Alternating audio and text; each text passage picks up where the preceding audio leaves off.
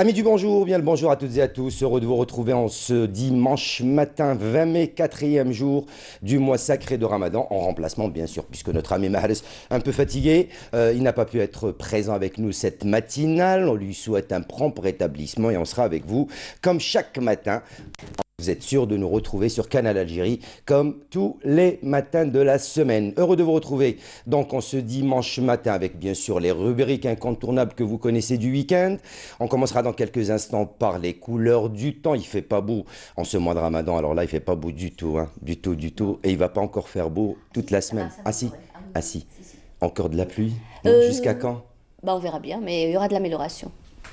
Eh ben, on va voir Inch'Allah. ça dans quelques instants. Nous parlerons également aujourd'hui du Centre algérien d'entrepreneuriat social. Nous reviendrons également sur les nuits du cinéma avec la rubrique donc de Amine, donc avec l'entrée de Amine Jaidi qui sera présent avec nous. Donc bien sûr, il y aura des reportages dans cette matinale comme chaque dimanche matin. Vous allez voir, vous n'allez pas être dépaysés. On va régaler durant 1 heure et demie. Et puis bien sûr, peut-être qu'avant la fin de cette émission, vous allez retrouver avec nous ML qui sera là pour terminer l'émission avec vous. Eux qui sont habitués à présenter le bonjour, puisque nous, on a l'habitude de présenter le sport dans le bonjour d'Algérie. Allez, sans trop nous attarder, avec donc ML Laribi, on va aller voir un petit peu les couleurs du temps pour aujourd'hui. C'est sûr, il fera pas beau, mais ne vous inquiétez pas, d'ici demain, il va certainement faire bon vivre sur Alger et ses environs. ML, bonjour. Bonjour, Hakim, j'allais Ah, dire. c'est pas grave. C'est l'habitude. C'est pas grave. Allez, le jingle. Bien sûr, le jingle d'abord. jingle. Et puis on va en parler tout de suite avec Amina Laribi. Ah oui. Suivez l'air du temps avec Mobilis. Mobilis, partout avec vous. Vous êtes en direct, Hakim. Bah oui, on est en direct, c'est ça les aléas du direct. On fait que des bêtises. Voilà, ça va rester pour la fin de l'année. Voilà, ça va rester pour le bêtisier de la fin de l'année. Amel, bonjour. Rebonjour, Hakim. Rebonjour. Allez, la météo Allons-y. de ce dimanche Ça matin. promet. Ça Oui, promet. Ça promet. Alors, bonjour à tous et bon réveil pour aujourd'hui. Des éclaircies du côté de l'ouest, avec toutefois des nuages bas assez denses en matinée, pouvant donner quelques pluies éparses sur les régions intérieures ainsi que les hauts plateaux. Par contre, sur le centre et l'est du pays, eh bien, le ciel se montrera souvent nuageux, avec quelques pluies éparses au centre. Ces pluies prendront un caractère orageux et localement assez marqué sur les régions intérieures et les hauts plateaux du centre. Puis une petite amélioration se fera sentir l'après-midi près des côtes. Par contre, l'est en maintiendra cette couverture nuageuse avec des pluies localement assez marquées et orageuses durant la journée. La moitié sud du Béchaoua vers le Nord Sahara, où le ciel restera passagèrement nuageux avec des pluies locales, mais ces pluies sont localement assez marquées sur le Béchaoua. Plutôt voilé au Sahara central, l'extrême sud ainsi que vers le Sahara oriental, avec deux foyers orageux sur l'extrême sud, le Hégard et le Tassili. Partout ailleurs, le soleil restera plutôt bien dégagé sur le sud-ouest, avec deux fréquences seulement de sable au Sahara central et le Sahara oriental. Les températures, eh bien, quant à elles, elles seront plutôt agréables pour la saison, avec toutefois un maximum de 24 du côté de Guelma, 23 à Oran et Tlemcen, 19 du côté d'Alger, 20 degrés à Naba, 17 Tizi Ouzou, 18 degrés à Djelfa, également Mascara et Sétif, 17 à Al-Bayad. Au sud, on relèvera 22 degrés du côté de Béchar, 25 à Biskra, 29 Gardaya, 31 Tindouf, Hassim Soudouagla, 37 à Tamanrasset, Janet, et enfin le maximum toujours à Bolj, Bedjumurtar et Ingzam avec 45 degrés. Et on termine ce but avec l'éphéméride pour aujourd'hui. Eh bien, le soleil se couchera vers 19h51. Et pour davantage d'informations, vous avez le site de Météo Algérie et vous pourrez suivre aussi le bulletin météo sur YouTube de Canal Algérie. Voilà, je vous retrouve tout à l'heure juste après le journal télévisé de midi. Et d'ici là, très très bonne matinée. Par contre, Vous avez suivi l'air du temps avec Mobilis. Mobilis, partout avec vous. Bah, je disais, par contre, il n'y a pas de soleil encore. Là, tout de suite, non. Non, Mais tout à l'heure, il il y arrive, aura. il est Il sur le arrive, chemin. oui. Voilà, c'était la météo avec Kamal Laribi que vous retrouverez bien sûr dans le journal d'information de midi. Dans quelques instants, nous retrouverons Mariam Ben Slama, responsable du Centre algérien d'entrepreneuriat social. On parlera bien sûr d'entrepreneuriat cette matinale et dans ce bonjour d'Algérie. Mais juste avant, vous sortez le soir, ça va, pour dans ces soirées de Ramadan? Non, je suis pas très soir. Bokala, le thé, Oui, pourquoi les pas. musées, non? Non, non, non, non. Pas non. encore. Pas encore. Eh bien, Yazid Ait Mahiddine nous propose, lui, les soirées du mois de sacré de Ramadan avec les soirées au musée du Bardo, où on parle bien sûr de Bokala, de soirée thé, de soirée en compagnie des amis. C'est un sujet signé Yazid Ait Mahiddine.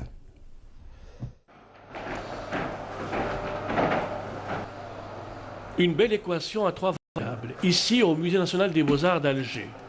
Un instant magique en quête des terres, celle des premiers hommes, des fouilles de Ain Lahdesh, de Taza, d'Efel Bourmel, de Mesht al-Arbi et ailleurs. Le deuxième voyage nous emmène au cœur de l'Afrique, au rythme des cordophones, des calbasses et autres instruments de musique.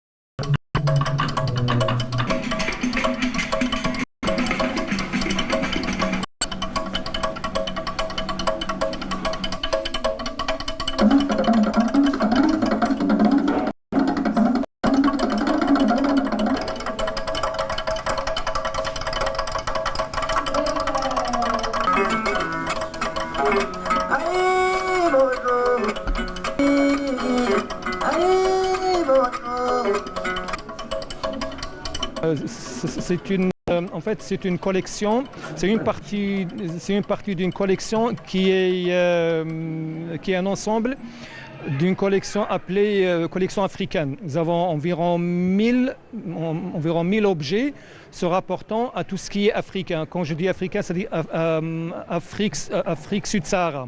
Donc on a extrait seulement une partie qui sont les instruments de musique et on a voulu les exposer. Ce sont des objets qui n'ont jamais été exposés, donc personne ne les connaît. Il y a eu au préalable, il y a eu un travail de recherche très très poussé de la part d'un de nos chercheurs ici.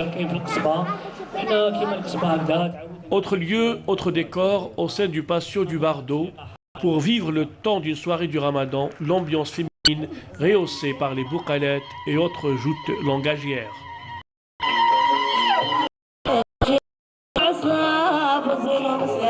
L'Association nationale Tourad Jazairien est une association nationale. On a 24 représentants du wilaya, 24 bureaux. Bien sûr, l'objectif de l'association est de sensibiliser les gens pour visiter les musées nationaux. Surtout, on a 21 musées nationaux. Aujourd'hui, on a pour la première fois une célébration de la journée mondiale des musées en Algérie. Nous avons organisé une soirée Bokala, c'est pour faire connaître le patrimoine immatériel. On cible le Bokala, c'est عادة وتقليد تاع شهر رمضان وحنا بيسك رانا في شهر رمضان une soirée spécialement Bokala والغاز ومحاجيات تاع زمان ونتمنى ان شاء الله البقالة تتصنف comme patrimoine mondial, immatériel mondial. Voilà. Célébrer la journée internationale des musées et pour célébrer le mois du patrimoine, c'était un mois très riche. Il y avait beaucoup d'activités pour enfants, des activités pour adultes aussi. Il y a eu une collaboration entre le musée des arts et traditions populaires et le musée du Bardo concernant les... Le musée du Bardo accueille de plus en plus de passionnés d'espace muséal. Un musée aux sources intarissables. Voilà, visiter et revisiter tous les soirs du mois de Ramadan, c'est le musée de Bardo. Madame Mariam Ben Slama, responsable du Centre algérien d'entrepreneuriat social. Bonjour. Bonjour à vous, merci de l'invitation. C'est nous, merci, Sahar Mdanek tout d'abord, et donc bienvenue sur le plateau du Bonjour d'Algérie. Vous êtes là pour nous parler donc d'entrepreneuriat social en Algérie. De quoi s'agit-il au juste pour ceux qui ne comprennent pas le thème exact? Alors, lorsqu'on parle d'entrepreneuriat social, dans entrepreneuriat social, il y a d'abord la notion d'entrepreneuriat. Donc, il s'agit de création d'entreprise. Donc, c'est une entreprise qui crée de l'emploi, qui crée de la richesse, qui commercialise un produit, un service. Et à la différence d'une entreprise classique, c'est qu'elle a une mission sociale. C'est-à-dire que elle remplit une mission sociale, c'est-à-dire qu'elle répond à un besoin social. Qu'est-ce qu'on entend par un besoin social ? Parce que c'est très large, c'est très vaste. Ouais. Un besoin social, nous, pour définir, on s'appuie sur les 17 objectifs de développement durable de l'ONU. Donc, c'est une charte décidée par les États de l'ONU. Les États membres de l'ONU. Donc, c'est des objectifs à l'horizon 2030. Et il s'agit aussi bien d'éradiquer la pauvreté, l'assainissement de l'eau, l'égalité entre les sexes, hommes-femmes. Donc, c'est très large, ces 17 objectifs. Donc, nous, pour juger est-ce que c'est une entreprise sociale ou pas, on s'appuie sur... il faut que l'entreprise traite une de ces problématiques qui sont dans ces 17 objectifs. Voilà. Qui existent. Alors là, vous avez réalisé donc, à l'occasion donc, la clôture de la 2e édition. Donc vous avez déjà réalisé une édition la saison dernière. Vous venez de clôturer cette 2e édition. 3 thèmes étaient donc proposés. De quoi il s'agit au juste également. Et ça touche réellement qui ? Alors, juste pour vous donner quelques éléments de contexte, donc on a mis en place un programme qui s'appelle Impact at Work. Il a été mis il y a 18 mois. Il a été mis en place il y a 18 mois. Il concerne 3 wilayas, Alger, Oran, Boumerdès, et une cible que sont les étudiants. Et donc l'objectif de ce programme-là, c'est d'accompagner, de former déjà les 2000 étudiants sur ces 3 wilayas à l'entrepreneuriat social et permettre la création d'une dizaine d'entreprises sociales d'ici fin 2018. C'est-à-dire des PME, des petites PME. Voilà. Alors, en fait, PME, micro-entreprise, l'idée, c'est pas tant le statut juridique ou combien de personnes il peut y avoir. C'est pas une histoire d'effectif. C'est le projet en lui-même. C'est l'idée que l'entreprise, elle existe pour répondre à un besoin social. Quand je dis social, je veux aussi dire environnemental. Donc on a des entreprises, par exemple, dans le recyclage, dans l'accès à l'éducation, des plateformes éducatives qui donnent accès à l'éducation, notamment à des franges de la population qui sont marginalisées, comme les enfants en situation de handicap, etc. etc. Voilà. Et là, vous faites également appel à tout ce qui sont, toutes les personnes qui sont en rapport avec le médical, pour vous aider également à mettre en place des stratégies donc, d'entrepreneuriat vis-à-vis de ces jeunes étudiants. Exactement. Donc, ce qu'on a fait, c'est que depuis ces 18 mois, nous ne pouvons pas accompagner ces jeunes-là tout seuls. Directement, oui, tout seuls surtout. Et donc, on a fait appel à près d'une centaine de professionnels qui sont dans différents domaines, dans différents secteurs. Et c'est eux qui, grâce à leur expérience, et surtout, ils font ça à titre gracieux, et je tiens vraiment à les remercier. Et donc, grâce à leur expérience et le temps qu'ils donnent à ces étudiants-là, ces étudiants ont pu profiter vraiment d'expériences de terrain. Donc nous, notre conception, c'est pas du tout des cours théoriques, c'est learning by doing, c'est-à-dire c'est très concret en fait. Et donc c'est pratique, il y a beaucoup de pratique. C'est pratico-pratique, et c'est grâce notamment à ce personnel-là auquel on fait appel, à ces coachs, à ces formateurs, qu'on réussit à accompagner nos étudiants. Et on retrouve quoi généralement chez les jeunes étudiants actuellement algériens? Quelles sont les idées d'entreprise ou de création d'entreprise qui existent un petit peu dans la tête des jeunes, puisqu'on sait que maintenant ça évolue très rapidement, il y a plein de domaines dans lesquels on peut investir et dans lesquels on peut faire du social entre-temps. Oui.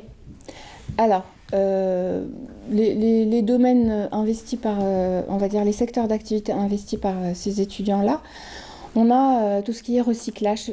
On a pas mal de projets dans le recyclage, bien très souvent. Quand on dit recyclage, c'est aussi bien des bâches publicitaires pour en faire des trousses, des sacs à dos, des choses comme ça, que des pneus qu'on revisite en mobilier. En mobilier de maison. On a aussi tout ce qui est... on a pas mal de plateformes web, une plateforme d'autopartage de voitures. On a une plateforme aussi ce que je vous disais, c'est des cours éducatifs en ligne, interactifs, avec un psychologue, etc. Un peu novateur. Et aussi à destination, comme je vous disais, d'enfants handicapés. Donc c'est vraiment divers domaines. On a aussi bien les TIC, le recyclage, dans le domaine de la santé aussi. Question peut-être qui embête, ça marche? Alors, oui, Alors, la réponse n'est pas binaire, hein. Ça ne peut pas être ou oui ou non. En fait, ce qu'il faut savoir, c'est que c'est une première édition. Et ce qu'il faut savoir, c'est que c'est le premier programme en Algérie qui est adressé, enfin, comment dire, qui est destiné, bon, pas destiné aux étudiants, mais je veux dire, le premier programme qui traite de l'entrepreneuriat social. Donc déjà, il faut vulgariser le concept qui n'est pas encore connu en Algérie. Donc l'idée de dire, on peut faire un business, parce que les jeunes, il faut leur parler de manière pratique, ils veulent bien répondre à des problématiques sociales, mais ils veulent d'abord gagner de l'argent. Ouais. Et c'est légitime, pour pérenniser un projet, il faut gagner de l'argent. Donc la première chose, c'est d'abord sensibiliser, vulgariser, et déjà ça, c'est un processus qui est long en soi. Après, les étudiants, si vous voulez, c'est une cible... je veux dire, il y a des avantages et des inconvénients. L'avantage, c'est quoi? C'est que vous avez encore des jeunes à l'écoute, passionnés et coachables, entre guillemets. Après, l'autre inconvénient, c'est que beaucoup de nos jeunes se prédestinent à partir à l'étranger. Déjà au départ. Voilà. Donc, il est difficile de se projeter, parce que pour entreprendre, il faut se projeter. Et quand on compte partir à l'étranger, c'est difficilement conciliable. C'est un projet aussi. Exactement, mais qui n'est pas forcément en adéquation avec le fait de créer avec le projet que vous mettez en place, vous. C'est ça. Et puis, donc, est-ce que ça marche? Je ne peux pas vous dire oui ou non.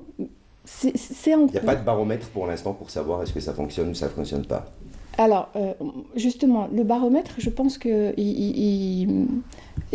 comment dire, il y a les chiffres, il y a le bilan chiffré, si vous voulez, 2000 étudiants mobilisés, 3 wilayas, 100 professionnels mobilisés, etc. Exact. Après, il y a toutes les données qualitatives. C'est-à-dire les retombées de ce qu'il y a derrière. Exactement, c'est le retour d'expérience, parce que c'est précieux ce qu'on a appris sur le terrain, et c'est ça qu'on est en train d'analyser. D'ailleurs, je voudrais en profiter pour dire que nous sommes en train de rédiger un livre blanc qui contient justement tout ce retour d'expérience, et quels sont, nous, concrètement, en tant que Centre algérien d'entrepreneuriat social, quelles pourraient être nos recommandations. Et tout ça toujours dans le but de perfectionner le programme d'accompagnement qu'on met en place à destination des jeunes. Alors, un événement qui a certainement pour vous fonctionné, hein, puisqu'il y a eu un retour d'écoute. Vous espérez en refaire d'autres dans le futur? Alors, justement, donc la deuxième édition de ce programme-là est terminée. Nous espérons un renouvellement de ce programme-là. La nouvelle devrait tomber en juin-juillet.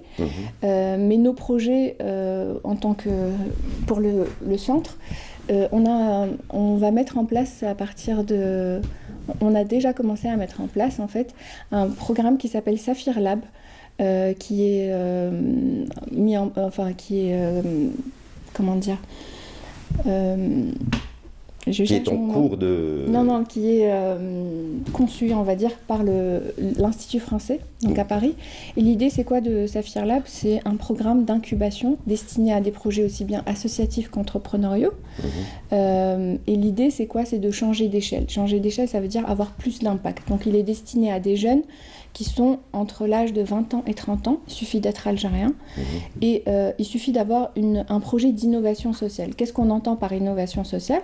C'est le fait de répondre de manière nouvelle à un besoin social mal satisfait, soit par l'État, soit par le marché. D'accord. Donc, c'est ça qu'on appelle un projet d'innovation sociale. Donc, ce programme d'incubation Saphir Lab... C'est-à-dire dire aux jeunes, si un truc ne vous plaît pas, vous avez qu'à remonter vos manches. Exactement. Et proposer un truc pour venir le faire et proposer mieux que ce qui a été proposé. Exactement, tout à fait. Et ils auront l'accompagnement nécessaire pour faire aboutir leur projet. Donc, c'est un programme d'incubation sur 8 mois. L'appel à candidature est déjà lancé sur Saphir Lab, saphirlab.com. Et donc, j'espère qu'il y aura des projets intéressants du côté algérien, parce que c'est un projet pan-arabe, on va dire, sur plusieurs pays arabes. Donc, pour la partie algérienne, c'est le Centre algérien d'entrepreneuriat social qui prend en charge cet accompagnement-là. Objectif atteint jusqu'à maintenant? Alors, objectif atteint, oui, en termes de chiffres. Après, ce que je vous disais tout à l'heure, c'est qu'il n'y a pas que les chiffres. Les chiffres, c'est bien. Il y a l'impact. Il y a l'impact, et il y a aussi la durabilité, la pérennité de ce type de programme. nous sommes conscients que ce que nous faisons aujourd'hui, c'est un investissement sur le futur.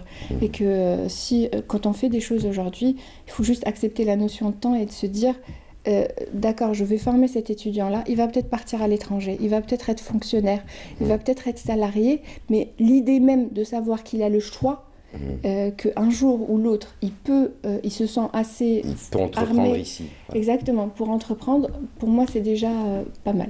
Alors, les conditions déjà pour pouvoir prétendre à ce projet, et je dirais pas qui sont concernés, quelles sont les conditions, où est-ce qu'il faut aller, qu'est-ce qu'il faut faire pour les jeunes qui ont peut-être des projets d'entreprise, des projets innovateurs à proposer ou à vous proposer. C'est que les étudiants qui sont concernés ou est-ce que c'est toute la frange de la jeunesse? Alors, pour le premier programme dont je parlais, qui s'appelle Impact at Work, qui est sur 3 wilayas, ça concerne uniquement les étudiants. Après, pour le projet Saphir Lab que nous mettons en place, ce projet-là concerne toutes les franges de la population. Il suffit juste d'avoir de 20... Oui, hommes-femmes. Il suffit juste d'avoir de 20 à 30 ans, en fait. C'est ça, la tranche d'âge. Donc, il n'y a pas de restriction à ce niveau-là. Allez, avant de vous remercier, un contact, où est-ce qu'il faut se renseigner, où est-ce qu'il faut aller voir pour avoir plus d'informations, pour se renseigner? Alors, il faut aller sur... nous sommes en train de faire une refonte de notre site internet. Donc, pour le moment, je propose d'aller sur notre page Facebook Centre algérien d'entrepreneuriat social, The Algerian Space for Social Entrepreneurship. D'accord. Et donc là, ils trouveront toutes les informations. Toutes les informations sur tous nos programmes. Eh bien, écoutez, merci beaucoup. Merci à vous. J'espère qu'on a été complet, que vous avez pu... S'il y a un truc à rajouter avant de vous laisser partir. Pour savoir faire. Impeccable. Ah bah écoutez, merci beaucoup. Donc voilà, si vous voulez éventuellement entreprendre, si vous voulez proposer, si vous avez un projet innovateur sur le plan social, n'hésitez pas. La page Facebook de l'association d'entrepreneuriat social en Algérie, c'est vrai que vous la cherchez en français, mais également en anglais, que vous la trouverez peut-être plus facilement. Et puis là, vous pouvez y accéder, voir un peu ce que proposent les aides que vous propose donc cette association, afin de pouvoir mettre en place votre projet social et pourquoi pas innovateur, avec toutes les aides possibles qui vous seront données. Merci Mariam Benslama d'avoir été avec nous.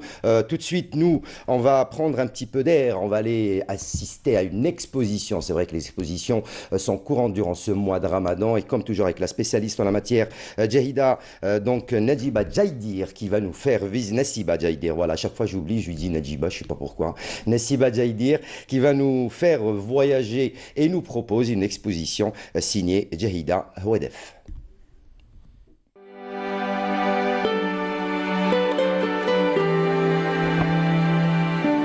Pacte avec la lumière, c'est le titre générique de cette exposition. Une exposition signée par l'artiste peintre Jahida Houedef. Sur les cimaises de cette galerie, des œuvres d'art qui attirent le regard. Des œuvres d'art où formes et couleurs évoluent en harmonie. Une harmonie dans le travail et une belle orchestration de couleurs. La peinture, c'est sa passion. Elle a fini par y consacrer la majeure partie de son temps. Son travail, on peut le placer dans la catégorie art naïf. Et c'est très très coloré et avec des compositions très très intéressantes. C'est ça ce qui m'a attirée. En fait, dans son travail, il y a énormément de couleurs qui sont vraiment en harmonie. Et elle travaille sur toile avec de l'acrylique. Plus de 40 tableaux exposés dans cette galerie d'art. Une galerie d'art qui accueille une artiste aux références bien établies. Et c'est toujours un réel plaisir que de découvrir chacune de ces nouvelles collections. C'est un véritable voyage dans son univers. Un univers au travers duquel Jahida donne libre cours à sa créativité. Une créativité avec en toile de fond toute une sensibilité en éveil. Dans sa peinture, elle raconte des histoires de son enfance, de sa ville natale, Ngawis, à Betna. Et elle le fait d'une manière très harmonieuse. Et c'est ça qui est intéressant dans son travail.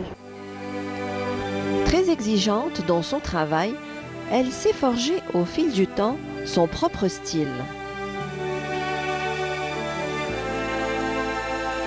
Une œuvre d'art, une expression artistique et une approche plastique. Une œuvre d'art qui nous enveloppe et nous transporte. L'artiste met en scène toutes ses émotions. Dans ses peintures sur toile, des souvenirs en mémoire s'étalent et s'enracinent. Au gré de son inspiration, une énergie et une force créative.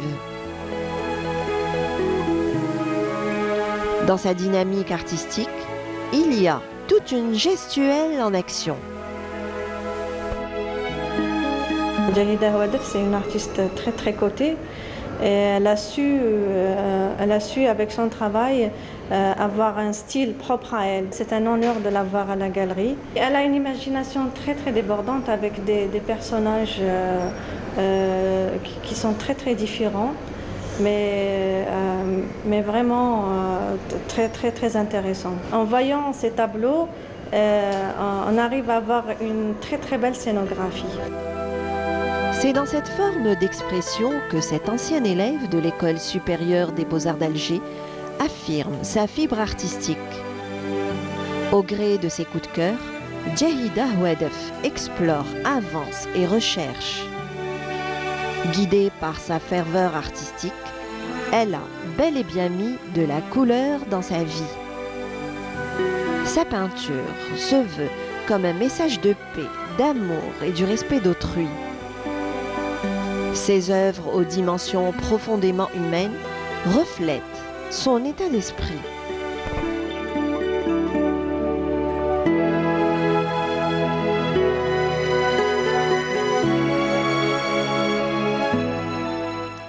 Et voilà donc l'exposition.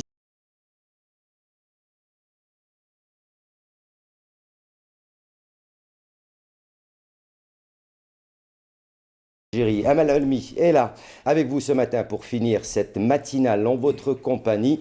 Amal, bonjour, bonjour et bon Hakim, courage. Quel plaisir de merci, vous revoir, c'est de moi. bon matin. De bon matin. Bonjour d'Algérie, je prends le train en marche en tout cas. Voilà. En tout cas, Yatek Saha, bravo à vous. Comme toujours, vous êtes là pour relever le défi, comme chaque fois donc, que vous êtes à l'antenne.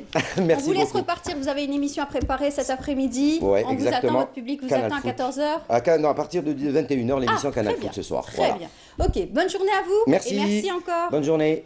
Voilà, on va continuer l'émission. On prend en tout cas le train en marche pour recevoir un ami qui vient assez souvent dans Bonjour d'Algérie, qu'on a toujours plaisir à recevoir.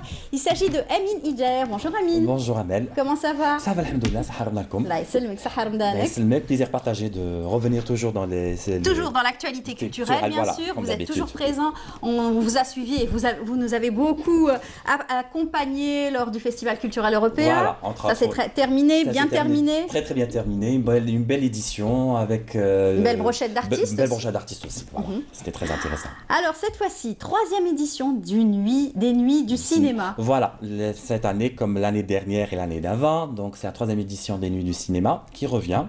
Bon, le lancement était prévu pour le vendredi. Oui, en raison mais la météo n'a pas été clémente exact. avec nous, donc le lancement a été reporté à demain, Inch'Allah, à partir de 22h. C'est la même formule. C'est la même formule, c'est au Théâtre de Verdure, donc c'est en plein air. Il aurait fallu donc comprendre qu'il fallait que le temps soit clément. Plus clément pour qu'il y ait le lancement. Donc c'est la même formule, c'est-à-dire 2 projections. Première projection à 22h destinée au public jeune. Très bien. Et à minuit pour le grand public, dans des films qui ont été déjà projetés, mais il y a toujours des personnes qui n'ont pas encore vu ces films. C'est l'occasion également de faire une sortie en famille.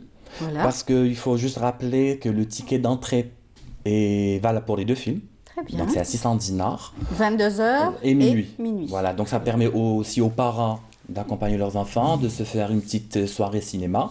Donc quasiment une vingtaine de films au menu jusqu'au 16 juin. Très bien.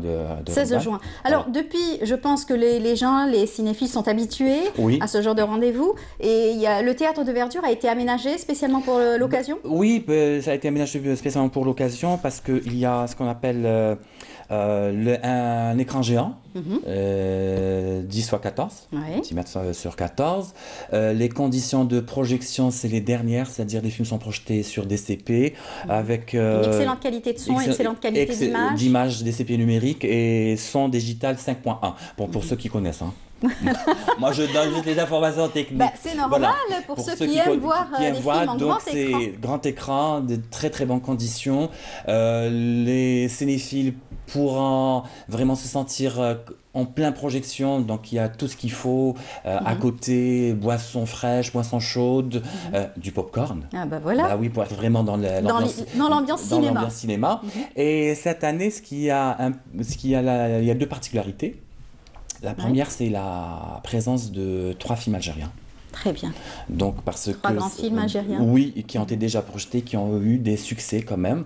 Entre autres, En attendant l'Isandale de Karim Moussaoui, jusqu'à La fin des temps de Yasmine Chouir et Certifié Halal de Zemouri. Voilà. C'est des films, c'est vrai, qui ont été donc très appréciés par le public algérien, et pas suffisamment encore vus par bon nombre de cinéphiles et qui ont fait quand même ils ont été très bien accueillis ici en Algérie, mais également à travers certains festivals à l'international.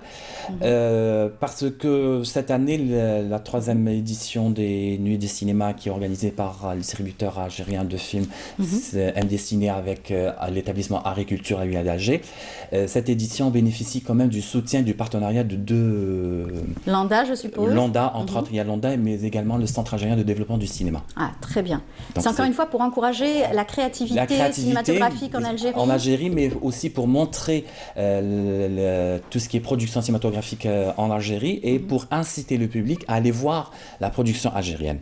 D'une part. D'autre part, cette année, la dernière semaine, pour les cinéphiles qui nous suivent sur la page Facebook, Sortie Cinéma Algérie, ont remarqué que pour la dernière semaine, on n'a pas donné de titre de film. Vous avez laissé la surprise. La surprise, c'est que j'imagine pour que les gens puissent venir jusqu'à la dernière semaine. Non, il y a ça, mais également c'est permettre aux cinéphiles de choisir les films qu'ils ont envie de voir. C'est magnifique ça. Donc ils n'ont qu'à envoyer sur la page Facebook à dire, et selon le vote, le film qui a été le plus sollicité, il sera projeté. D'accord, mais il faudrait que quand même ces films soient... Non, c'est des films qui sont disponibles.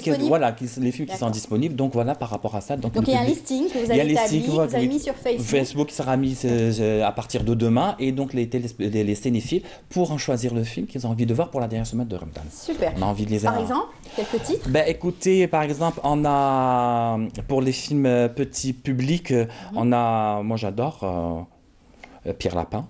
Oui. Moi, ça, j'adore. Film d'animation? Film d'animation. Donc moi je suis en dessin animé, mais moi j'adore ça, j'adore. Ça détend. Il y a Ferdinand, Tad Jones 2. Pour le grand public, il y a le Taxi 5. Oui. C'est vrai qu'il a été projeté, mais très attendu. Très attendu. On a Black Panthers. J'adore. Oui. Pacific Rim. Vous allez aller voir tous les films. Oui, je suis obligé de par mon travail, mais également ça me permettra de voir et de revoir certains films parce que les conditions ne sont pas les mêmes. Voilà, parce qu'on se retrouve en plein air, ça change. Une ambiance un peu spéciale, voilà. Ramadan et tout, ça change. Et puis, franchement, moi je trouve que c'est très très intéressant. C'est encore une occasion de faire une sortie entre amis, en famille, de passer un bon moment, de voir un film, de voir un peu ce qui se passe sur le plan production cinématographique, que ce soit en Algérie ou à l'étranger. D'accord. En tout cas, beaucoup de films sont attendus. Oui, une vingtaine de films. Une vingtaine de films, avec en tout cas un programme varié pour les jeunes, pour les moins jeunes. Et aussi, c'est des films qui vont être projetés et qui permettent à la famille algérienne de faire encore une sortie. Moi, je ne vais pas dire oui si j'ai pas où aller, je vais voir un film. Mais moi, je dis, allons voir des films. Pour reprendre cette culture d'aller voir des films. Exactement. Alors, on renoue encore avec la 3e édition des Nuits du cinéma. Ça se passe au Théâtre de Verdure. C'est tous les soirs, à partir de demain, bien sûr, à partir de 22h. Et vous avez donc 2 projections, celle de 22h et celle de minuit. Voilà. 22h pour les petits. encore les grands, parce qu'on est même grands adultes et encore petits, et pour le grand public à partir de minuit. Très bien. Donc on rappelle peut-être les films d'animation pour les enfants, il y a Pierre Lapin, il y a Tad Jones 2, Ferdinand, et je laisse la surprise et j'incite les cinéphiles, ceux qui nous suivent et les téléspectateurs d'aller visiter notre page Facebook, Sortie Cinéma Algérie. Parfait. Voilà. Merci beaucoup Amine. Merci Amel, ça fait un plaisir. Là, c'est le mec à moi aussi. En tout cas, je rappelle Amine Niger, attaché de presse donc, de cet événement, les nuits du cinéma pour le mois sacré de Ramadan. On vous dit bonne journée à vous. Merci. Merci et à très bientôt. Très bientôt, Inch'Allah. Voilà, on continue notre émission. Je vous invite tout de suite à suivre ce reportage, Les marchés de Ramadan. C'est un sujet signé Yasmine Chouir. À l'approche du mois de Ramadan, la direction du commerce de la wilaya de Béchar redouble d'attention concernant les fraudes dans les marchés. Avec plus d'unités d'inspection et de répression des fraudes et grâce aux sorties sur le terrain tout le long du mois de Carême, la direction vise à combattre certains dépassements qui pourraient porter préjudice à la santé du consommateur. قد سخرت مديرية التجارة لولاية بشار 54 فرقة مراقبة. La direction du commerce de la wilaya de Béchar a déployé 54 équipes d'inspection sur le terrain. 29 d'entre elles se chargent des pratiques commerciales et 25 sont dans la répression des fraudes. Les principaux axes qui nous intéressent en ce mois sont, pour ce qui est des pratiques commerciales, l'affichage des prix, ce qui est réglementé par la loi, ainsi que le respect des prix fixés par l'État concernant certains produits.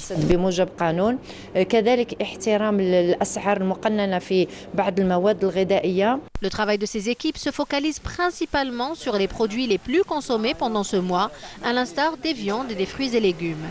Elles veillent au respect de la chaîne de froid et des prix affichés. Dans le cas contraire, elles prennent les mesures nécessaires contre les fraudeurs qui profiteraient de ce mois pour faire du gain facile. Nous espérons que les prix ne vont pas augmenter, mais les consommateurs sont responsables, car celui qui a l'habitude d'acheter 5 kilos va acheter 10 kilos pendant le ramadan. Après les 3 premiers jours de ramadan, les prix baissent. Les prix sont abordables. La pomme de terre fait 40 dinars et n'augmentera pas. Elle peut même baisser. Le consommateur est un des maillons de cette chaîne de consommation. Il faut qu'il soit conscient de tous les autres maillons et qu'il achète dans des marchés légaux. Au final, chacun a sa part de responsabilité dans la surconsommation et le gaspillage alimentaire pendant le mois de Ramadan. Le travail de la direction commerciale pour la préservation de la santé du consommateur et son pouvoir d'achat ne peut être efficient qu'avec la participation du consommateur lui-même. Voilà un exemple en tout cas de ces marchés qui abondent les étals et les produits qui abondent les étals ces derniers jours. En tout cas, on accueille un spécialiste qui va nous parler de la consommation. Il s'agit de Mohamed Toumi. Bonjour. Bonjour. Bienvenue parmi nous. Merci. Vous venez de dire les produits, les fruits et légumes qui inondent les étals. Mais à quel prix? Oui. À la veille de Ramadan, et pourtant nous sommes en pleine saison. Normalement, les prix sont en pleine abondance. Fruits et légumes, c'est en pleine saison. Beaucoup moins de fruits, mais beaucoup plus de légumes. C'est ça. C'est ce qu'a annoncé d'ailleurs le ministre du Commerce. Mais malheureusement, le ministère du Commerce s'est penché maintenant sur les campagnes de sensibilisation. Il a négligé, je dis bien, et je lui ai posé la question, la surveillance, donc, le contrôle des marchés. Et je ne suis pas du tout satisfait de leur politique, leur feuille de route. Durant le mois de Ramadan, ils créent des marchés spécifiques pour Ramadan. Le consommateur algérien consomme à longueur d'année, mais pas uniquement durant Ramadan. Normalement. Est-ce que c'est de la poudre aux yeux, ça? C'est de la poudre aux yeux. Alors, avant de vous laisser entamer donc, notre débat autour de la consommation, je vous présente. Vous êtes le représentant de la Fédération algérienne des consommateurs. Ici en Algérie, on a l'habitude de vous recevoir pour parler bien sûr de la protection des consommateurs. Aujourd'hui, vous avez choisi de débattre avec nous autour du thème la gestion rationnelle des budgets. Alors là, c'est vrai que c'est un thème très récurrent. La Fédération algérienne des consommateurs a organisé l'université du printemps au niveau de Saïda, le 4 et le 5 mai avant Ramadan. Et le thème a été choisi par les membres du bureau exécutif, dans lequel nous avons choisi ce thème, la gestion des ménages durant le mois sacré de Ramadan. Et nous sommes sortis avec plusieurs recommandations. Si vous avez remarqué, au sein des familles algériennes, s'ils sont composés de 8 personnes, les 8 rentrent en fin de journée avec une douzaine de baguettes. C'est vrai, parce que tout le monde achète a son propre une salaire. baguette longue, ronde, aux olives, au lait, différentes formes de pain. Mais en fin de compte, durant le ftour, il ne consomme peut-être 2 baguettes. Et le reste, c'est ce que je reproche au ministère du Commerce. Nous l'avons toujours signalé aux hauts responsables, au pouvoir public, d'améliorer la qualité du pain. Si nous améliorons la qualité du pain, il n'y aura pas du gaspillage du pain. Les gens réfléchiront peut-être à 2 fois en allant acheter la baguette. Au lieu d'acheter 2-3 baguettes, ils achèteraient... Je vous assure que moi, durant Ramadan, nous sommes au 4e jour, et madame, ma femme, me dit, il ne faut pas acheter du pain. Je ne l'ai pas acheté depuis le mercredi, la veille du mois de Ramadan, que j'ai acheté une baguette, et je ne l'ai pas encore consommée. Je vous prie de me croire. Pourquoi acheter du pain et le lendemain il est immangeable, je le mets à la poubelle? Haram. C'est un produit sacré. Voilà. Et qui revient trop cher au pouvoir public. La matière première, le blé, est importé en devise. Et puis surtout qu'aujourd'hui, il y a tellement de débats autour donc, du pain blanc et de la farine. Donc le pain blanc qui ne serait pas très bon pour la santé. Il est nocif pour la santé. Voilà, donc faire attention à sa santé en économisant aussi son budget. Nous avons tenu des réunions avec l'ancien ministre du Commerce, Mohamed Ben Bada, qui a présidé un comité, le comité d'évaluation du prix de la baguette, et pour améliorer le produit en lui-même. Il y avait tous les opérateurs économiques qui produisent les farines, tout type de farine, publique et privée. Hein. Et nous sommes sortis avec une décision de faire de la farine noire, le pain avec de la farine noire, une farine composée, hein, composée de la semoule, du son, khala, et de la farine blanche. 70% de la farine blanche. Mais par contre, cette farine composée de 3 produits ne peut pas servir à la production des gâteaux. Hein. Non, bien sûr que non. Et la Fédération des boulangers était présente, ils se sont opposés. Mais le pain noir, c'est du pain complet, hein. Il est très bon pour la santé, c'est nutritionnel.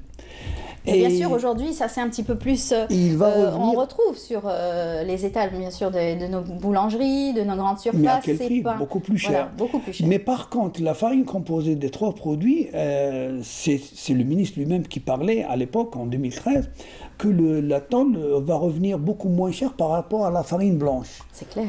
Donc, le prix de revient, c'est beaucoup moins cher. Voilà. Donc, et il a dit que vous gardez le même prix, 8,50, ou ça se vend à 10 dinars. Hein. Le pain est plafonné, le prix du pain est plafonné à 8,50. Et comme il n'y a pas la petite monnaie, les boulangers, c'est ce qu'ils disent, il n'y a pas la petite monnaie, donc un chiffre rond, 10 dinars. Voilà. Donc nous étions tous d'accord, sauf... Les boulangers, la Fédération des boulangers. Parce il aurait fallu qu'on les ait sur notre plateau, puisqu'on a l'habitude de les recevoir, et ils auraient donné leur avis et pourquoi ils ne sont pas d'accord. C'est vrai que le goût, chacun bien sûr son goût et ses appréciations de la qualité du pain. Si vous avez remarqué, le pain de campagne qui est fait de farine noire, il est plus cher que la farine blanche. Et si vous gardez chez vous à la maison pendant 3 jours avec le pain de campagne, vous pouvez le consommer sans aucun problème. Donc il est économique, vous ne jetez rien. Allez-y aux grandes surfaces, je ne cite pas le nom, il fait du bon pain, pain de campagne à 30 dinars, je dis bien, côté Est, hein, Mohammedia. Il fait du bon pain de campagne à 30 dinars, il est consommable.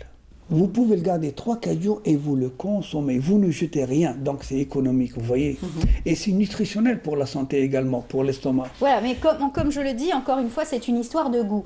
Peut-être que tous les consommateurs ne vont pas s'aligner sur le même avis que vous, ne vont pas s'aligner sur le fait que c'est un pain qui est bon pour la santé, nutritionnel aussi, qui peut-être au point de vue goût, ils n'apprécieront pas. Je dis bien, moi c'est ce que je consomme, il est impeccable. Ouais. Moi aussi, je suis de votre avis, j'aime beaucoup le pain complet. C'est aussi des pains qu'on arrive aussi à mieux digérer. Oui, si vous voyez par exemple en France, il y a beaucoup plus que le pain de campagne qui est consommable, pas la parisienne, la baguette, la parisienne. Voilà. Hein. Mais on n'a pas encore une fois le même type aussi de consommateurs. Donc nous sommes un pays méditerranéen où bien sûr sur nos tables, il y a beaucoup plus de sauce qu'autre chose. Donc beaucoup, les Algériens sont habitués à saucer, à manger avec beaucoup de pain. notre mode de consommation et notre culture de consommation également. Ça sera difficile. de changer notre ça mode viendra, de ne vous inquiétez pas, je vous ai promis que je repasserai, je confirme, pour vous dire que nous sommes en train de préparer le guide du petit consommateur avec la contribution de l'Organisation mondiale de la santé, l'OMS. Il est finalisé ce guide et il est en cours en étape édition. Je me présenterai à ce plateau avec le guide qui sera distribué à tout le personnel de Canal Algérie. Et c'est pour inculquer cette culture de consommation au niveau des jeunes consommateurs. Et ces livres seront distribués au niveau des écoles. Et c'est les enfants qui vont obliger leurs parents à se tenir. Voici la conduite à tenir concernant la culture de consommation. Voilà, alors bien sûr, un exemple de culture de consommation, c'est justement gérer son budget. Comment est-ce que dans une famille où il y a plusieurs membres, salariés qui travaillent, comment leur inculquer justement la gestion de leur budget? Nous sommes sortis avec des recommandations, c'était le 4 et le 5 mai à Saïda, sous le patronat de M. Louali. Et le 8 mai, j'ai été reçu par M. le ministre du Commerce et je lui ai fait ces propositions, et dans lesquelles nous avons dit que, par exemple, au sein des familles, il faut charger une seule personne à faire des courses, ne serait-ce que d'acheter du pain. Si vous avez remarqué aussi autre chose, en fin de journée, tout le monde rentre avec une boîte de gâteaux, zlebia, qalbellouz, des tartes. C'est de mauvaises habitudes. Oui, les tartes également zlebia, si elles ne se consomment pas, que la soirée, le lendemain matin, elle est jetable, elle est inconsommable. Voilà le déficit du budget. Et suite aux recommandations, nous avons fait une étude bien avant que durant le mois sacré de Ramadan, la majorité des familles gaspillent 3 fois leur salaire. Et après l'Aïd, il y a des dépenses également les derniers jours de Ramadan, c'est l'Aïd al-Fitr. Bien sûr les achats pour les gâteaux, préparation l'habillement des enfants. Donc le budget est colossal durant Ramadan et les dépenses de l'Aïd. Et après l'Aïd, nous avons les grandes vacances. Qui viennent juste après. Et juste après les vacances, il y a la rentrée scolaire qu'il faut aussi s'approvisionner avec des fournitures scolaires des enfants et habiller également les enfants. Et bien sûr l'Aïd Kbir aussi. Oui, ça ne se termine pas. Ça ne se termine pas. Je reviens au mois de Ramadan. Le budget est consacré au mois de Ramadan. Nous avons dit qu'il faudrait charger une seule personne parmi les membres de la famille de faire les approvisionnements. C'est ça. Et s'approvisionner le matin et non pas en fin de journée. Quand on s'adresse en fin de journée, vous savez qu'est-ce qu'on fait? Tout ce qu'on voit, on l'achète, on veut l'acheter. Tout ce qu'on voit, on a envie. On cède à la tentation. Exact. La personne a faim et surtout quand c'est des produits consommables, on est tenté et on mange avec nos yeux avant de manger avec... Mais par contre, faites cette tentation, essayez cette expérience d'aller s'approvisionner le matin. Tout ce que vous voyez, vous n'êtes pas tenté. Alors, Monsieur Allem était là présent jeudi dernier et lui aussi parlait de cette frénésie de la consommation durant le Ramadan. Et donc, le conseil qu'il avait donné, c'était une bonne idée, en tout cas, c'était de faire un listing de tous les plats préparés. Non, c'est bien de préparer, par exemple, les plats que vous allez préparer, par exemple, avec la maîtresse de maison et préparer cette liste pour voir un petit peu ce qu'on va acheter, ce dont quoi on a besoin durant la journée pour préparer tout ça.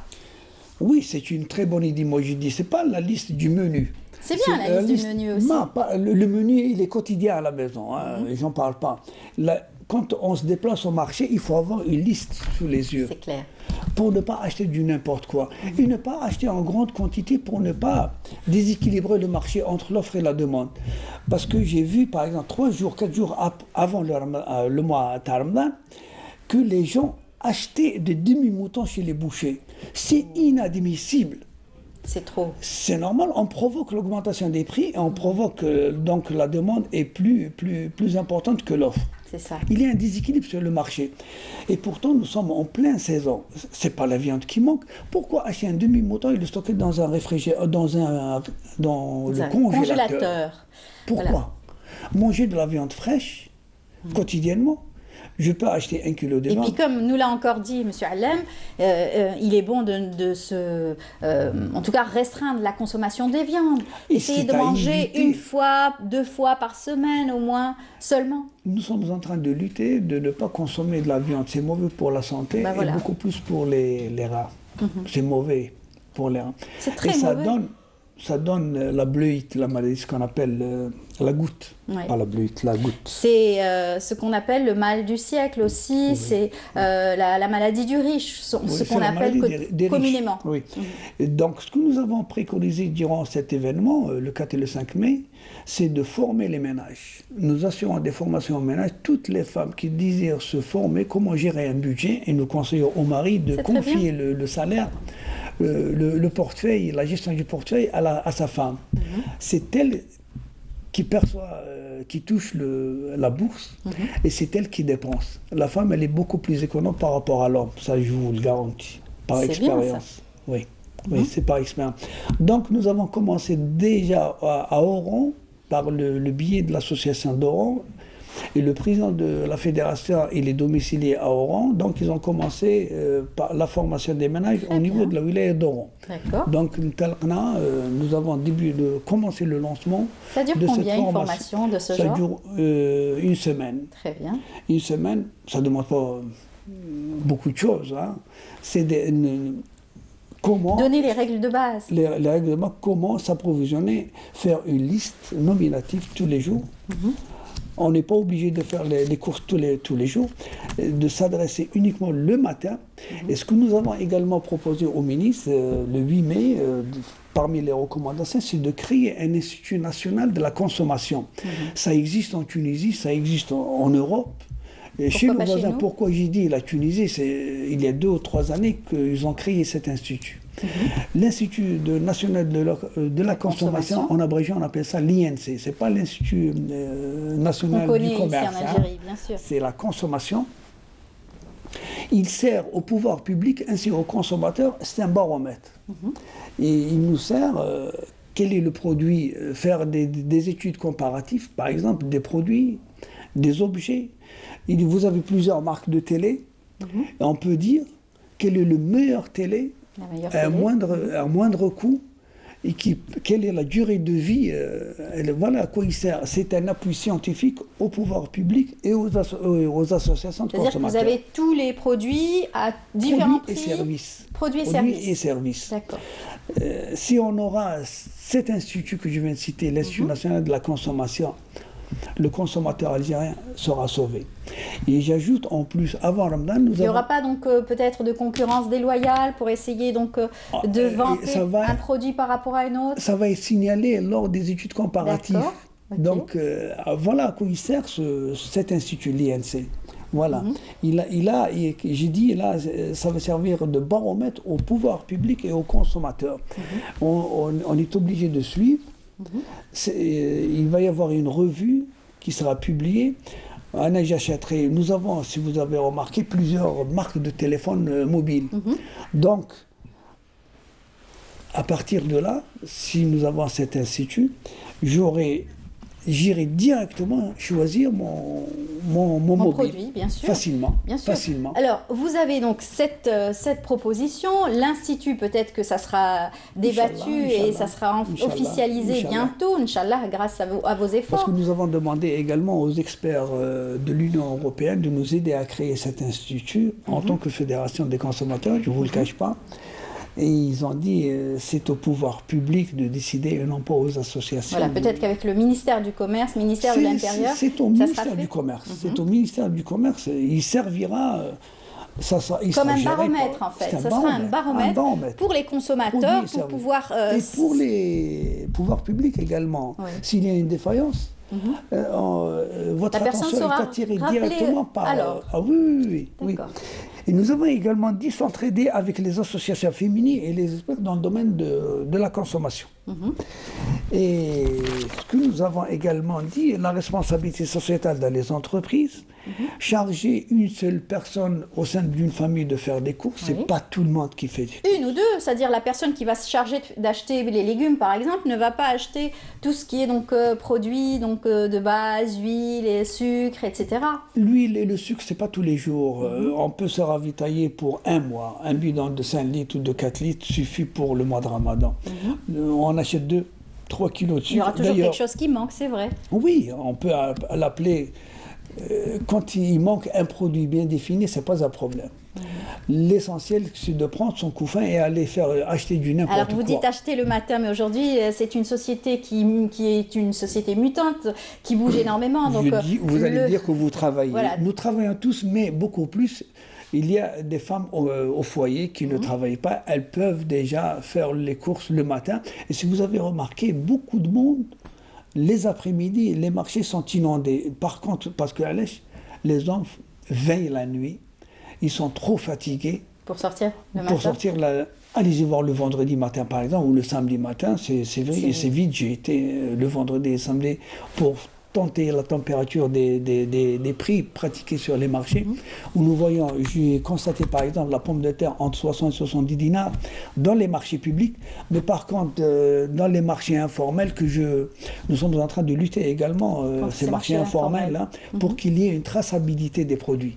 C'est pour ça que nous évitons je dis à tout le monde, il y a eu un effort énorme qui a été fait justement sur cette traçabilité. Beaucoup donc de commerçants se sont alignés pour mettre des étiquetages sur leurs produits. Mais bon, ça ne tient pas parce que malheureusement, comme vous le dites, il y a ce marché parallèle. Oui, on vend de l'huile d'olive, par exemple, sur les étals dans des bouteilles de récupération sans étiquetage. Hier, j'ai fait la remarque à quelqu'un, il me dit, c'est mon huile, c'est de la Kabylie. J'ai dit, mais non, monsieur, vous n'avez pas le droit de mettre de vendre sans étiquetage. D'où provient cette huile? Elle contient quoi? Quelle est sa durée de validité de ce produit? Vous parliez tout à l'heure également d'un autre problème aussi récurrent qui est dangereux pour la santé bien sûr du consommateur, c'est la rupture de la chaîne de froid. Ah oui. Alors aujourd'hui, il ne fait pas très chaud, mais quand même, la rupture de la chaîne de froid est vraiment dangereuse. Nous sommes en train de préparer avec le ministère de la Santé le plan national de la sécurité sanitaire des aliments. Et tout ce que vous venez de dire, il va être mis en place et mettre en place le système du HACCP au niveau de toutes les entreprises, y compris dans les secteurs transport et distribution, où les gendarmes et les policiers pourront arrêter le transporteur facilement avec un thermomètre. Ça se fait dans certaines wilayas avec les services du commerce, direction de commerce, par exemple de Tizi Ouzou, que je félicite. Il y a une brigade mixte police, gendarmes et des agents de la répression des fraudes avec des valisettes. C'est des mini-laboratoires mobiles. Voilà. Ils peuvent prendre des échantillonnages, tester tout de suite sur place. Hein. Ils ont saisi plusieurs produits périssables, transportés pour qu'ils soient. Les produits doivent être mis en vente. Et ils ont procédé à la saisie de ces produits. C'est des gens que je félicite. Il y a Bethna et Tizi Ouzou qui procèdent de cette façon. Voilà, vous les trouvez, les agents de la répression des fraudes, les postes de police, gendarmerie, les barrages. Ils arrêtent sur ordre de l'agent, les camions frigorifiques, il faut l'arrêter pour tester, pour le contrôler. Parce qu'ils ont l'obligation de faire fonctionner leur climatisation. Et si jamais ça ne marche pas, ils doivent avoir donc une répression. Il faut donc les saisir. Le produit est saisi et détruit. Carrément. Il est détruit, le produit. C'est une arnaque, c'est une atteinte à la loi. Et une atteinte au consommateur. Oui, à la santé du consommateur. C'est la sécurité des consommateurs qui est mise en jeu. Il s'agit de problèmes de santé publique. Exactement. En tout cas, merci beaucoup pour toutes ces informations précieuses que vous nous avez apportées ce matin. Je rappelle, Mohamed Toumi, vous êtes représentant de la Fédération algérienne des consommateurs. Vous êtes venu nous parler de la gestion du budget durant Ramadan, mais aussi tout autre thème autour de la consommation et surtout de la protection du consommateur. Et spécialement durant le mois sacré Ramadan. Voilà, très bien. En tout cas, merci beaucoup, Marhaba à chaque fois. Merci beaucoup. On rappelle que vous allez bientôt revenir pour nous parler, bien sûr, de ce guide du consommateur qui est important. Et bien sûr, cette formation qui est lancée. L'OMS, ce guide est en cours d'édition. Voilà. Il est finalisé, il est à l'édition. Très bien. On vous attend donc chaque week-end dans Bonjour d'Algérie pour évoquer un thème autour de la protection du consommateur. Bonne journée à vous. Merci à vous également. Merci, restez avec nous. On va suivre ensemble un reportage signé Naïma Al-Walish qui nous emmène à la découverte du musée de l'agriculture à Sidi Bel Abbès. Véritable caverne d'Ali Baba, ce que vous voyez là est ce qu'on peut appeler musée de l'agriculture. Ça se trouve à Bel Abbès et on y rencontre de vraies reliques ayant un rapport direct avec la terre et celui qui la travaille. C'est un peu comme la maison du paysan avec son incroyable attirail absolument antique.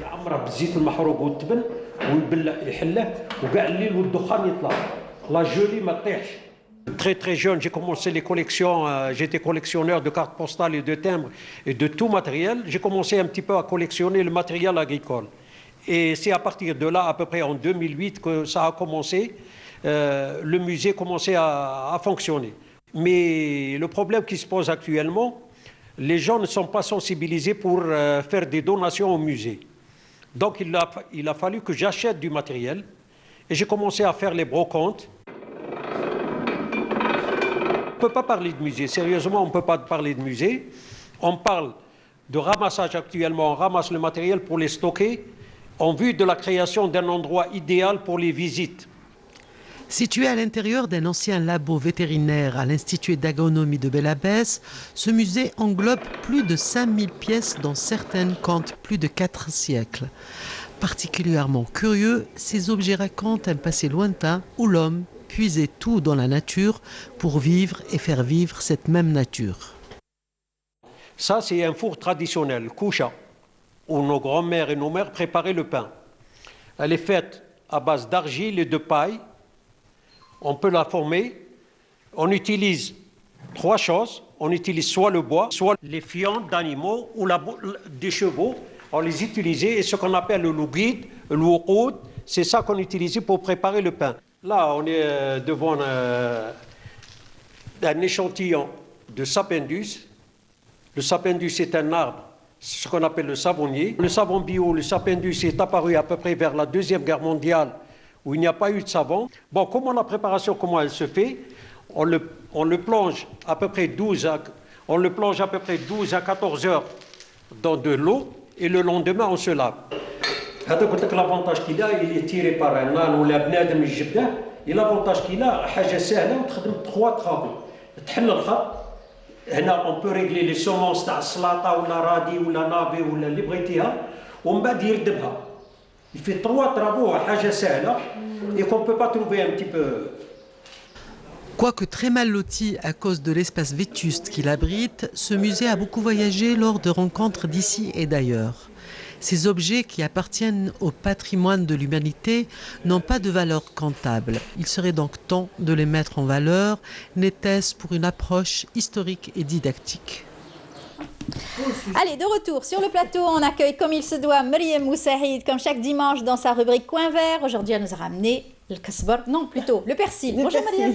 Bonjour. Comment ça va? Ça va très bien. Je suis restée sur le kasbar parce que je pensais que c'était du... Ah oui, on l'utilise beaucoup plus pendant le ramadan. Voilà, comment ça va? Très bien, parfait. Très bien. Alors vous avez ce qu'il faut avoir du Ramadan pour ne pas être en rupture. Surtout pour prendre beaucoup de vitamines, surtout pour faire le plein le soir. Voilà, en exactement. Dînant, quand on... Donc essayer de mettre en avant au maximum le matnos, donc le persil. Pourquoi? Parce qu'il est riche en vitamine C. Donc c'est grâce à lui qu'on va essayer de... Et je trouve qu'il est en très bonne santé, votre persil. Bah oui, avec toute la pluie qui est tombée.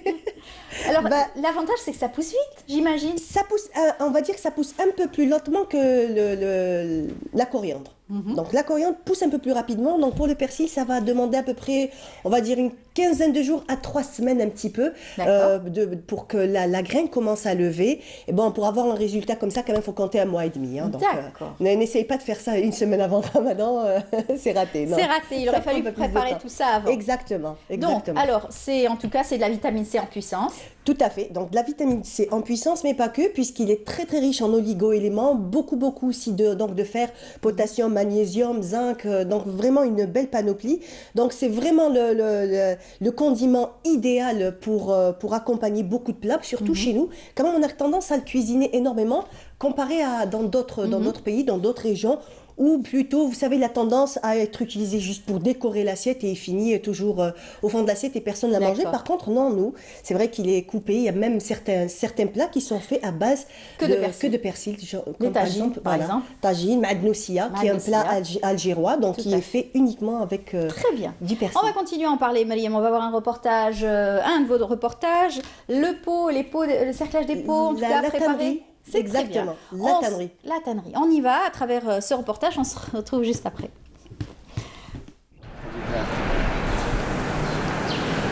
Chez les Cheboub, le cuir est une histoire de famille depuis déjà 3 générations. Mon père, il était le premier exportateur de la peau brute et la laine en 1948, vers la France et la Turquie à l'époque. Et à l'époque, qui tenait tête aux Juifs qui étaient ici en Algérie. Wallah.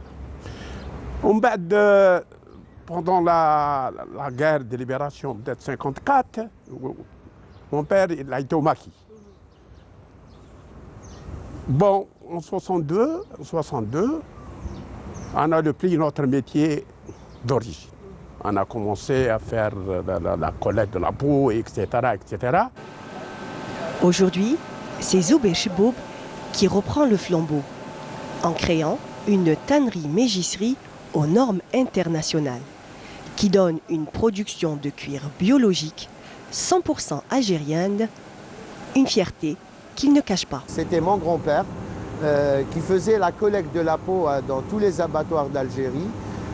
Après, c'était mon père. Et moi, j'ai travaillé un peu avec eux, mais je voulais faire la tannerie parce qu'en vendant les peaux dans des tanneries algériennes étatiques, j'ai aimé ce métier. Donc j'ai eu mon bac ici en Algérie. Après, je suis parti en France parce qu'il y a une grande école du cuir en France, c'est à Lyon exactement. C'est l'école d'ingénieurs spécialité cuir. Donc le problème qu'en Algérie, ce métier, il n'y a pas d'école, il n'y a pas de formation. Donc j'ai préféré aller dans une grande école qui est connue à l'échelle mondiale.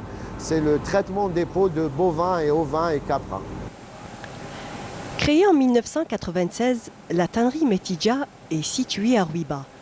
Elle traite les peaux d'animaux tels que le bœuf, mouton et la chèvre, issus de l'élevage local. Nous, c'est tannerie, mégisserie Metidja. Tannerie, traitement des grandes peaux. Mégisserie, c'est traitement de petites peaux, tout ce qui est ovin, caprin. La première étape, que la peau, elle arrive comme ça, elle est conservée, on met du sel, on fait le premier travail, on fait un lavage, on enlève le poil, et ça, c'est un travail, on appelle ça la rivière. Techniquement, on appelle la rivière, parce qu'il y a beaucoup d'eau. La deuxième étape, c'est l'étape de tannage, c'est-à-dire on va tanner les peaux. Il y a 2 tannages. Il y a un tannage végétal, il y a un tannage au chrome. Et maintenant, il y a la tannerie mégisserie Metidja. Elle est en train de faire un tannage un peu spécial parce qu'on est des exportateurs. Il y a des Italiens qui demandent un cuir il n'y a pas de chrome, donc c'est un cuir bio. Donc on est arrivé à une certaine technologie de vendre des cuirs bio. Après l'étape de tannage, on a l'opération d'un cuir en semi-fini, c'est-à-dire on va donner de la souplesse, de la couleur au cuir et on va les sécher. Ils vont passer à un séchoir, on va les sécher, on va les palissonner, c'est-à-dire on leur donne de la souplesse avec de l'huile qu'on a mis et après on va les finir. Et la durée d'un travail de la matière première jusqu'au fini, c'est 21 jours. Donc pour avoir une peau finie, c'est 21 jours. Voilà, c'est très important. Si on grille une étape, on n'aura pas l'article qu'on a vu. Chaque étape est cruciale et minutieusement accomplie pour l'obtention d'un cuir de haute qualité. On est arrivé à une peau finie, que moi je contrôle de toutes les 21 jours, je contrôle les peaux. Ils arrivent ici à la table, le monsieur, il fait un deuxième classement. Donc les peaux, ils sont classés, ils sont bien échantillonnés et après ils arrivent à un deuxième. Aussi à la fille qui est là-bas, elle va aussi classer. S'il y a une erreur, elle peut voir aussi pour déclasser la peau. Donc on doit faire 3 contrôles. C'est très très important pour exporter. C'est très important pour une bonne finition. Voilà. De nombreux critères de qualité sont exigés au cuir pour la fabrication d'articles de maroquinerie, de bagagerie ou d'habillement. Sans oublier les couleurs qui doivent suivre les tendances de la mode.